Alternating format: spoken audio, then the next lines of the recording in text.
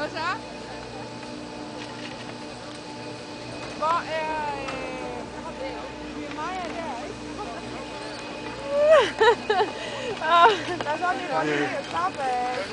Med snot ud af lægen. Så det er spændende. Ja. Så det hele familie, ja. Jeg har væltet 2 gange.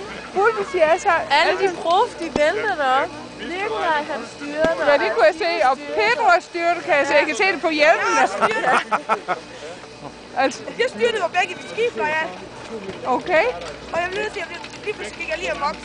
Begge mine skifter kom ned, så skulle jeg bare...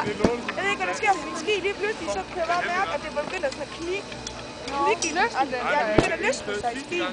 Det så jeg, der var stedet med kunne hoppe i skyen. Hvor er... Så kom jeg over den ene. Og så misberegnede jeg. Fordi så kom den rigtige der. Så jeg, fuck, jeg må ikke hoppe nu, fordi så mister jeg den. Så rammer jeg bare ind i den. Jeg så godt det sted der. Der er for en vinkel. Det er da underligt. Det er underligt. Hvor er...